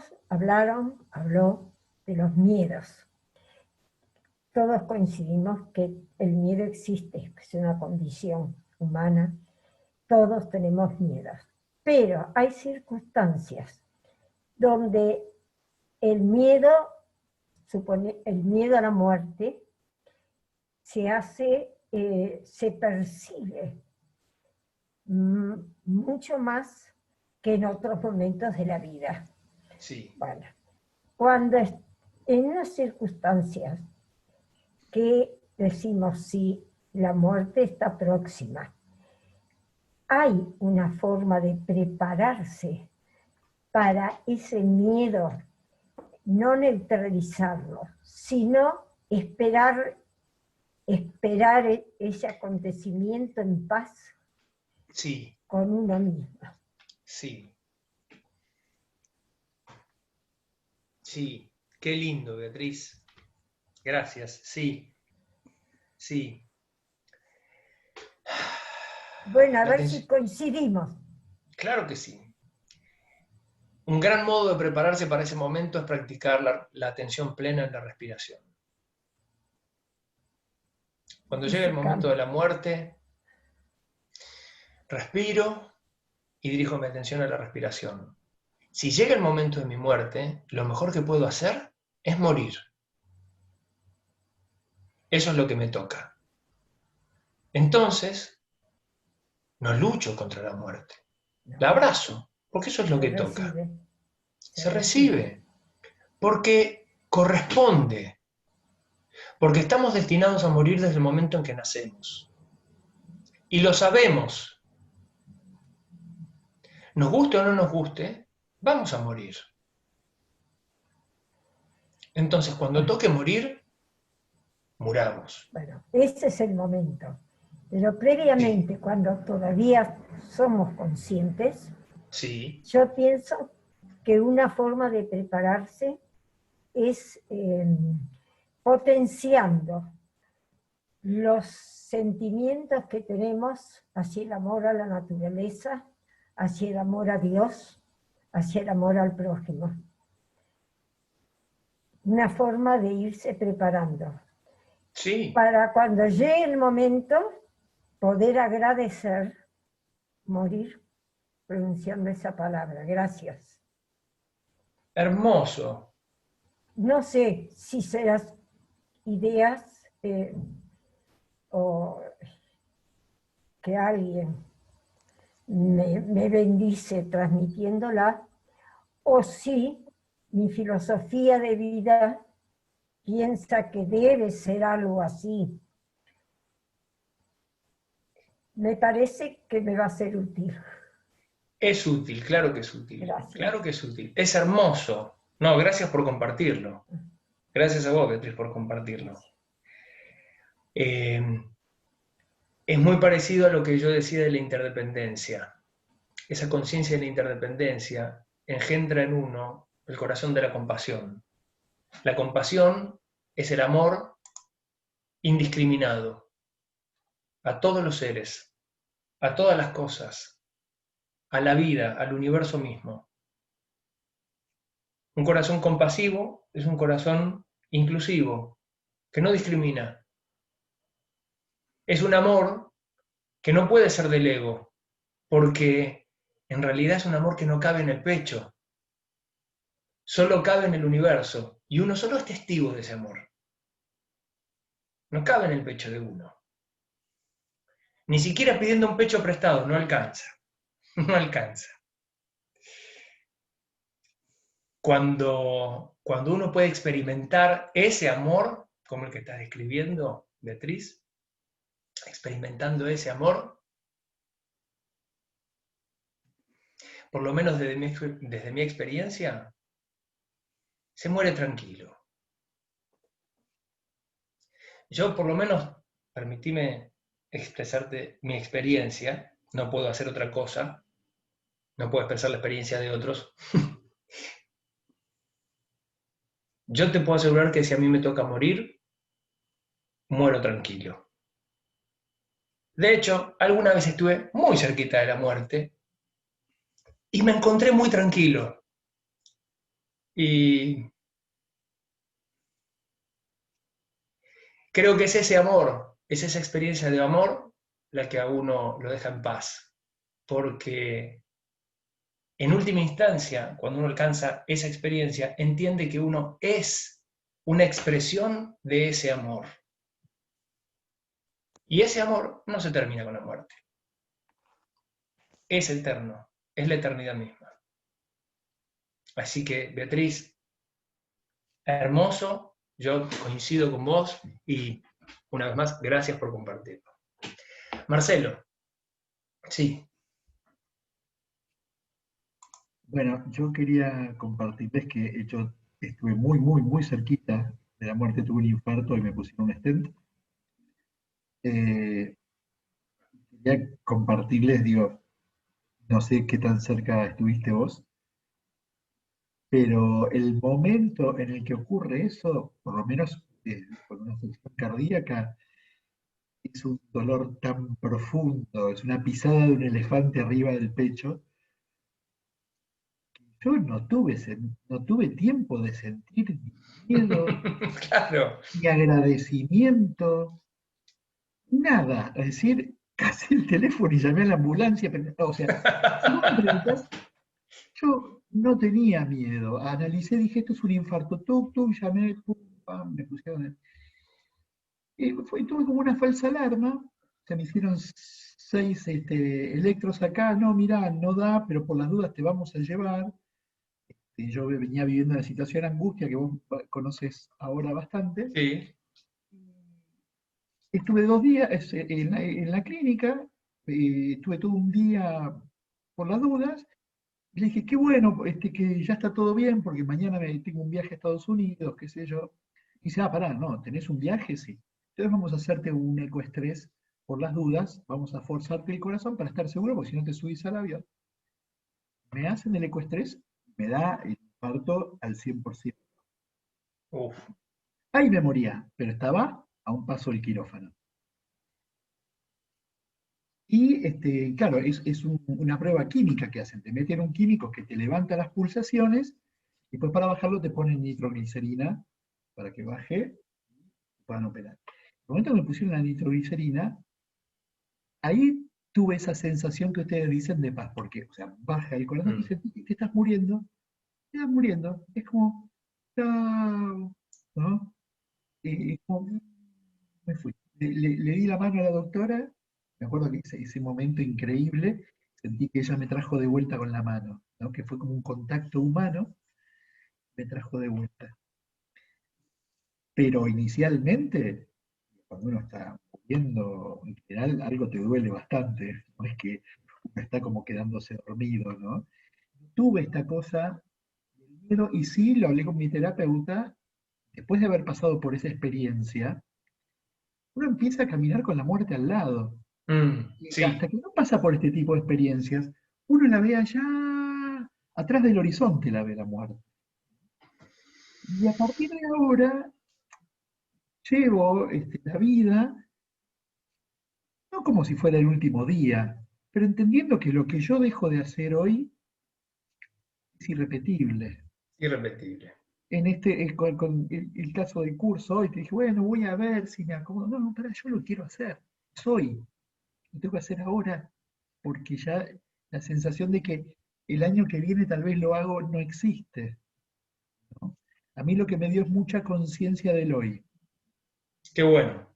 Bueno, yo agradezco enormemente esta experiencia que estás compartiendo con nosotros y me sirve mucho para expresar justamente el espíritu del Zen. Tiene que ver con ser conscientes de nuestra muerte. Ser conscientes de la muerte justamente porque en cada zazen vamos buscando detener la mente. Como decimos en Zen, entrar en contacto con el vacío natural de la mente. Asumimos que la naturaleza de la mente es vacío, como una pantalla de cine en la que no se proyecta ninguna película. Los pensamientos se proyectan sobre la mente y se llenan como la película llena una pantalla de cine. Pero su naturaleza es vacío. Cuando apagamos el proyector, dejamos de pensar, se revela la naturaleza vacía de la mente.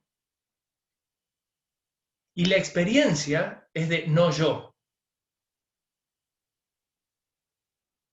Y se parece mucho, por lo menos, a lo que uno fantasea con la muerte, porque es no yo, no existencia. Y la experiencia de no yo es increíblemente agradable.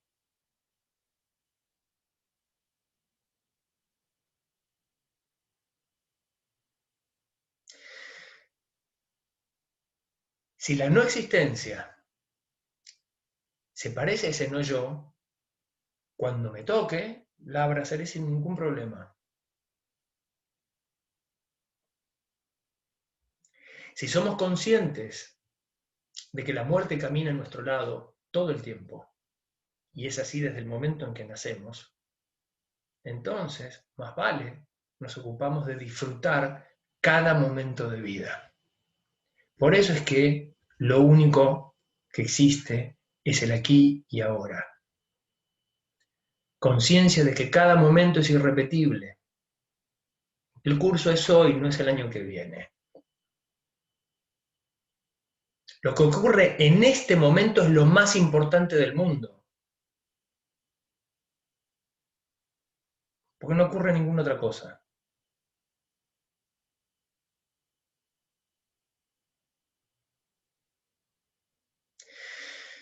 Si puedo vivir con esa conciencia, los miedos, las ansiedades disminuyen enormemente.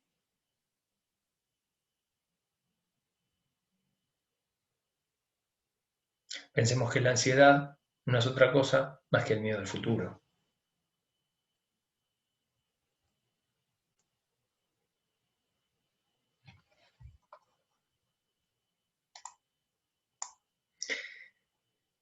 Timi pregunta aquí en el chat, ¿qué pasa con aquellos miedos que experimenta alguien que sufre de algún desorden mental? ¿De qué manera los ayudamos o comprendemos? Uy, qué buena pregunta, Timi. En primer lugar, hay que abrazarlos mucho,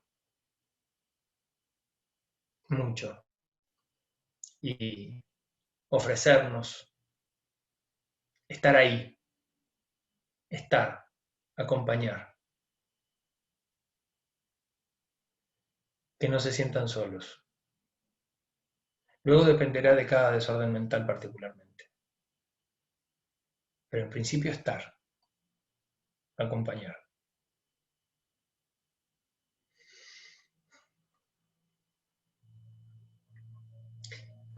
Susana, te puedo hacer sí. una pregunta. ¿Y vos qué opinás en este sentido de los miedos de los ataques de pánico?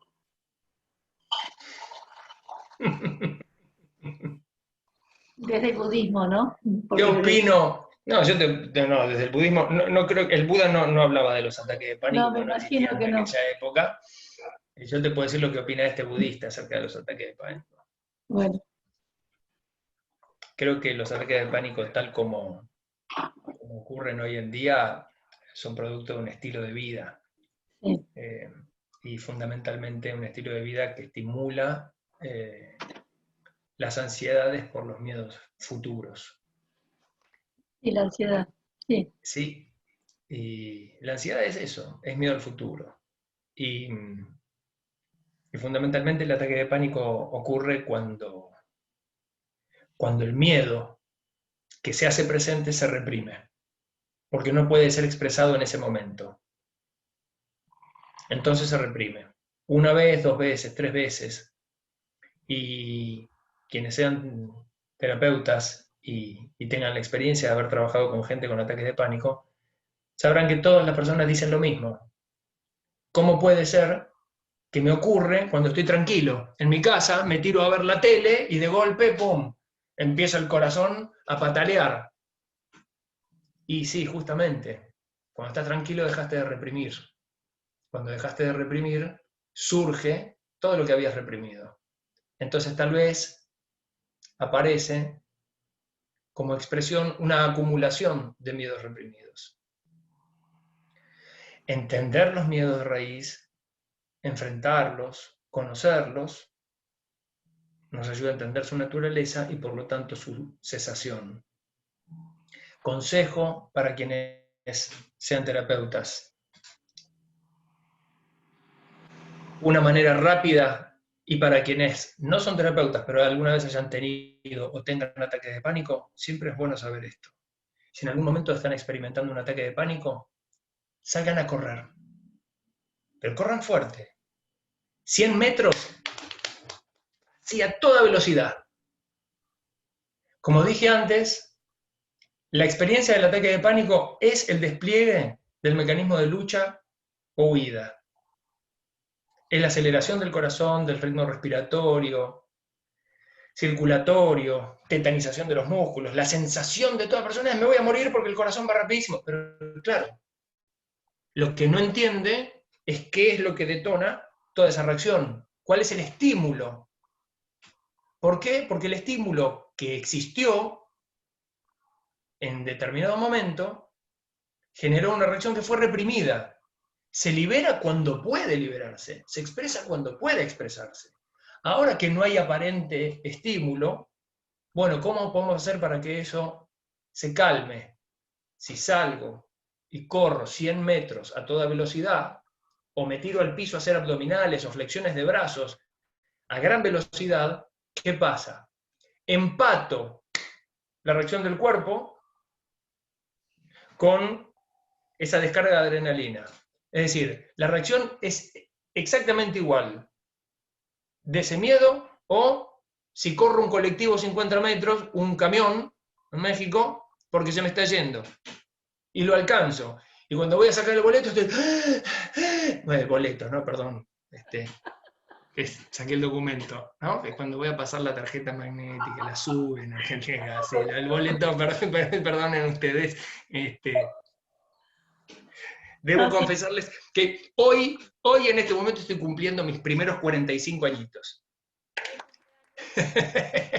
En este mismo momento estoy pasando mi cumpleaños con todos y todas ustedes. Totalmente de acuerdo, sí, yo soy, viste que saben, soy terapeuta, tengo una persona con ataques de pánico y justamente es lo que yo le digo. No le dije si salen a correr, cuando la agitación física baja, se lleva toda la expresión del miedo del cuerpo. Porque así como cuando salimos a correr, estamos y medimos las pulsaciones, y de golpe pasan 3 minutos y bajó esa reacción, va a ocurrir exactamente lo mismo. Y es mucho más barato que el clonazepam. Mucho más sano. El inconveniente con eso. ¿Cómo, Marcelo? El inconveniente con eso es que varias veces el ataque de pánico tiene los mismos síntomas de un infarto, ¿no? Para lo cual... Bueno, la diferencia es que no hay un dolor en el pecho, ni un dolor en el brazo izquierdo mayormente, o a veces, rara vez en el derecho. A veces el enfermo lo percibe sí. que tiene eso, ¿no? Sí. En el pánico Por eso, siente que se está muriendo, siente que tiene un infarto. Diferenciar el infarto real de eso para una persona que está viviendo ese momento. Sí. Por eso, un paciente que ya tiene diagnosticado el ataque de pánico ya sabe, se ha descartado la posibilidad de que sea una reacción... Una patología real. Una patología orgánica, sobre todo cardíaca. Yarani, ¿querías decir algo? Sí, solo era para decir que era tu cumpleaños y feliz cumpleaños, sí, pero ya.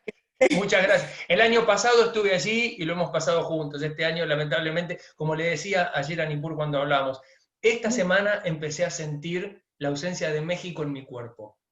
De verdad. Sí, sí, porque siempre voy allí para octubre y este año, bueno, se ha hecho imposible, pero ya lo estoy sintiendo en el cuerpo a México, ya se me metió en el cuerpo. No hay vuelta atrás. Ahora te doy un abrazo a Sofi. Dale, gracias. Bueno, Claudia, ¿querés decir algo? ¿Puede ser? A ver, te voy a hacer la pregunta. Sí. Vos decís que el miedo, obviamente, hay que confrontarlo, ¿no? Sí. ¿Qué pasa con el miedo al sufrimiento? Cuando una persona, durante todo el trayecto de su vida, por miedo a sufrir, dejó de hacer cosas. Y hay cosas que ya no puede volver para atrás. Porque no las confrontó. Sí. ¿Qué podés decir en relación a esto?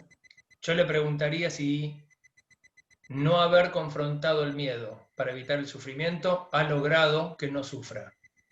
No, sufrió igual. Entonces no tiene ningún sentido su mecanismo. Que deje de hacer pavadas.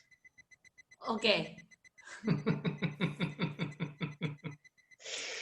Mis amigos y mis amigas, enfrenten sus miedos que no son más que sus propias mentes. Libérense de sus propias mentes y sean felices. Que tengan un hermoso fin de semana. Amitofo. Amitofo. Amitofo. Amitofo. Gracias, feliz cumpleaños. Gracias. Muchas gracias. Pasala bárbaro. Gracias. Hoy brindamos por vos. Siempre hay motivo para brindar. Chao, Diego. Felicidades. Nos vemos. Gracias. Espero, va, no sé. Chao, gente.